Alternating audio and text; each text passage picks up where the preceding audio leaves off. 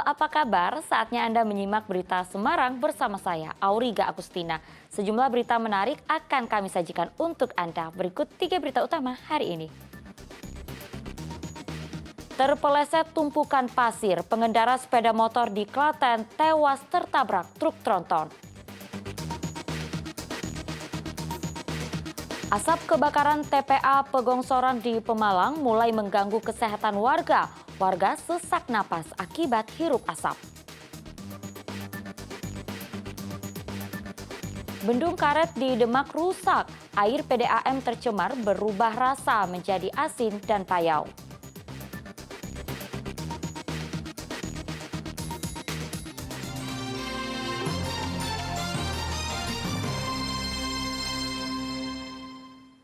Kita ke informasi pertama, karena jatuh terpeleset tumpukan pasir. Seorang pengendara motor di Klaten tewas tertabrak truk tronton.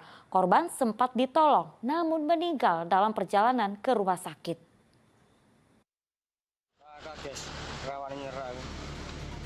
Kecelakaan terjadi di Jalan Raya Jogja Solo, di daerah Keraguman, Jogonalan, Klaten, Selasa siang.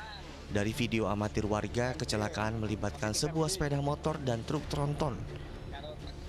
Akibatnya pengendara motor bernama Sriono meninggal dunia karena tertabrak truk dari arah belakang. Korban sempat dilarikan ke Rumah Sakit Suraji Tritonegoro, Klaten, namun meninggal dalam perjalanan akibat luka serius pada bagian kepala. Kecelakaan terjadi saat dua kendaraan melaju di arah yang sama dari Yogyakarta menuju Klaten. Setiba di lokasi, pengendara motor tiba-tiba terjatuh karena terpeleset tumpukan pasir di tepi jalan. Sopir truk bernama Andri tidak sempat menghindar sehingga tabrakan terjadi. Kita tanya saksi, untuk sementara terpeleset daun. Terpeleset apa, Pak? Pasir. Di sebelah kiri ada banyak pasir yang di tepi jalan. Nah, lalu terguling gitu? Ya, terguling, lalu berbenturan dengan tronton. Untuk kondisi korban, Pak? Untuk kondisi korban tadi perjalanan rumah sakit, namun meninggal dunia. Untuk penyelidikan lebih lanjut, sepeda motor korban dan truk dievakuasi ke kantor Satlantas Polres Klaten. Krisna Agung melaporkan dari Klaten. Segerombolan pemuda bersenjata tajam menyerang warung makan di Jalan Pengapon, Kota Semarang. Dalam penyerangan tersebut, 1 orang terluka akibat dibacok senjata tajam.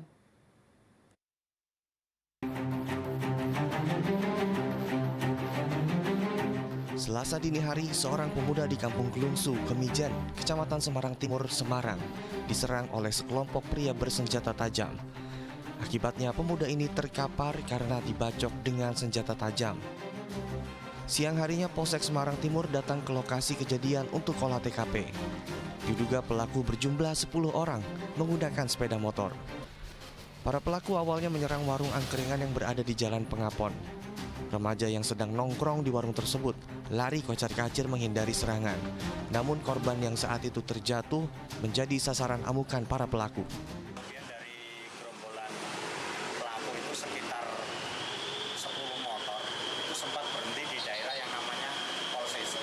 Sempat mengacung-acungkan sajam, kemudian dari korban lari ke arah Kampung Gelungsu. Di sekitar Kampung Gelungsu itu korban terjatuh.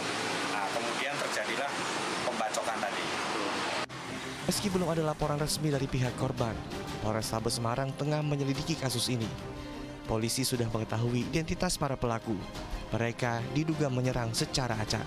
Hasil penyelidikan sementara bahwa antara korban dengan para pelaku yang diduga jumlahnya kurang lebih 10 orang itu tidak ada persoalan antara mereka. Jadi kemungkinan ini hanya nyari-nyari atau salah sasaran. Saat ini korban sedang dirawat di Rumah Sakit Wongsonegoro, Kota Semarang. Agus Hermanto melaporkan dari Kota Semarang. Ya, sebuah tempat produksi kosmetik ilegal di Kota Semarang dibongkar polisi dengan meringkus pemiliknya. Polisi menyita berbagai jenis kosmetik tanpa izin edar. Pelaku telah beroperasi selama 3 bulan lebih dan meraup untung jutaan rupiah tiap bulannya.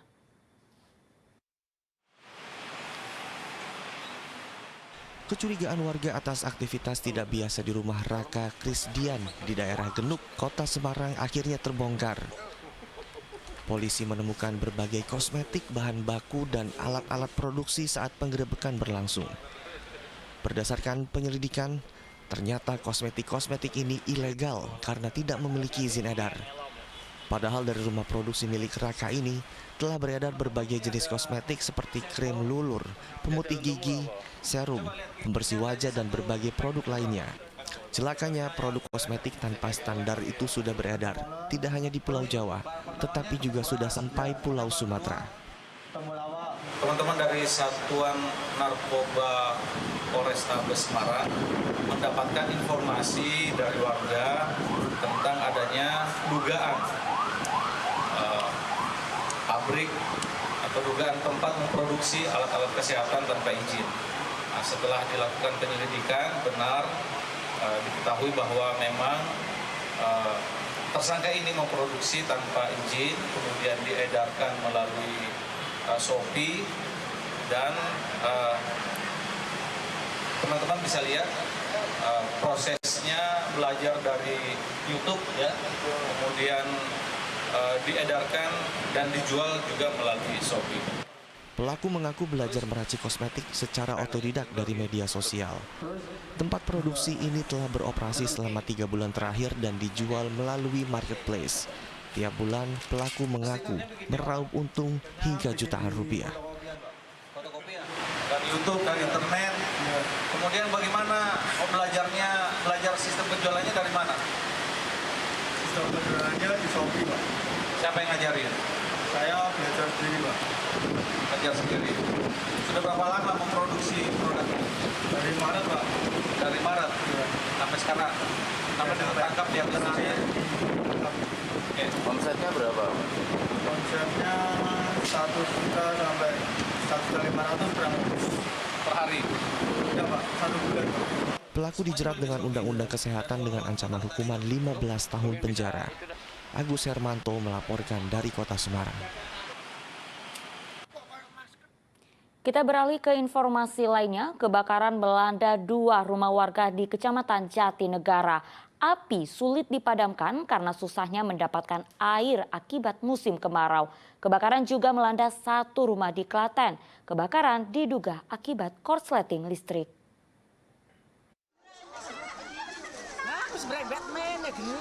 Api dengan cepat membakar 2 rumah warga di Desa Argatawang, Kecamatan Jatinegara, Kabupaten Tegal pada Selasa malam.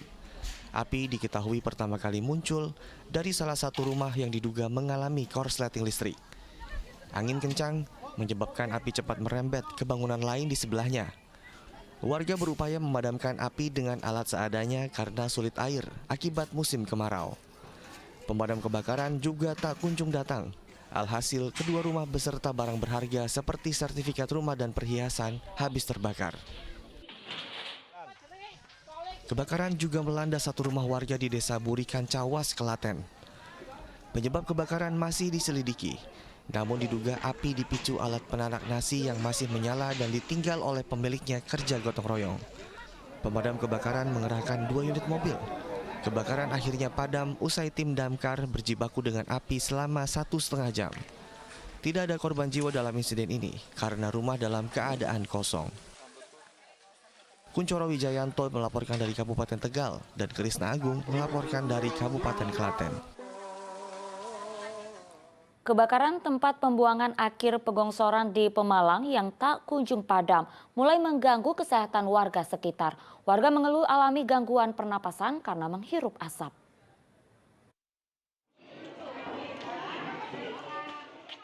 Warga Desa Pegongsoran Pemalang ramai-ramai mendatangi posko kesehatan gratis Selasa siang. Mereka rata-rata mengeluh sesak nafas dan batuk akibat menghirup asap kebakaran TPA Pegongsoran. Kebakaran TPA menimbulkan asap tebal ke arah permukiman warga pada malam hari. Bahkan asap tebal masuk ke dalam rumah-rumah warga. Selain terdampak asap, warga juga kesulitan tidur. Sesak? Kenapa itu, Pak? Karena debu-debu kemarin sore. Debu-debu dari sampah terbakar itu Asap. sudah berapa hari itu, Pak, kondisi itu? Semalam. Baru semalam ya? Yang paling parah semalam. Terus ke warga semua dampaknya? Semua. Semua kena, satu keluarga berapa orang Pak yang kena? Satu keluarga. Keluarga kena semua ini, Pak ya? Tercatat ada 40 warga yang terdampak asap kebakaran TPA. Namun gejala yang mereka alami masih tergolong ringan. 40 ada 40-an ya? Ya, 40. Dari 40 itu mayoritas apa, Bu? Mereka mengeluhkan apa? Ya, karena efek sesek itu tadi dari asap, terus mereka ngeluhnya sesek, matanya pedes, gitu. Terus tadi saya lihat juga berkeringat itu karena sesek. Hingga Selasa siang, titik api dan kepulan asap tebal masih terlihat di TPA sehingga mengancam kesehatan warga sekitar. Kuncoro Wijayanto melaporkan dari Pemalang.